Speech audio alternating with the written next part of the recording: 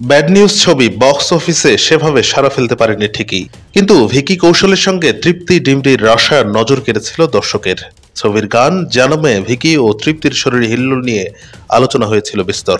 সাম্প্রতিক সময়ে রাজকুমার রাওয়ের সঙ্গে ভিকি और বিদ্যা কা ইউওয়ালা ভিডিও ছবি নিয়ে ব্যস্ত তৃপ্তি, কিন্তু এই ছবির প্রথম গান মুক্তি পেতেই রোষের মুখে পড়েছেন অভিনেত্রী।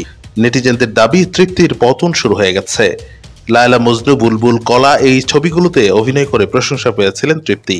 ভক্তরা তৃপ্তির উজ্জ্বল ভবিষ্যৎ কামনা করেছিলেন, কিন্তু অ্যানিমেলে রণবীর কাপুরের সঙ্গে ঘনিষ্ঠ দৃশ্যে অভিনয় করার পর থেকে সমালোচনার মুখে পড়েন তিনি। এরপরে ভিকির সঙ্গে উষ্ণ দৃশ্য। দর্শকেরা প্রশ্ন তুলতে থাকেন, তৃপ্তি কি খোলামেলা চরিত্রেই বেশি স্বাচ্ছন্দ্য বোধ করেন? ভিকি और বিদ্যা কা ইউওয়ালা ভিডিও ছবির প্রথম গান মেরে মেহবুব মুক্তি পেতেই নেটিজেনদের একাংশ দাবি করেছেন তৃপ্তির খারাপ সময় এসে গেছে। গানে একটি নাচের দৃশ্য নিয়ে দর্শকের আপত্তি। মেঝেতে শুয়ে নাচের ভঙ্গি দেখে মোরাল পুলিশিং শুরু করেছেন নেটিজেনরা।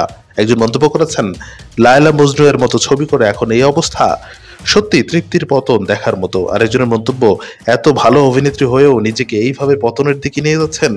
কেউ আবার লিখেছেন, এত ভালো অভিনেত্রীকে এমন ভাবে নাচতে দেখে সত্যি অস্বস্তি হচ্ছে। নৃত্য পরিচালক গণেশ আচার্যকেও কটাক্ষ করেছেন নেটিজেনরা। তার উদ্দেশ্যে এক নেটিজেন মন্তব্য করেছেন, জঘন্য নাচের ভঙ্গি। কতটা পুরুষতান্ত্রিক মানসিকতা হলে একজন অভিনেত্রীকে দিয়ে এইভাবে নাচানো যায়?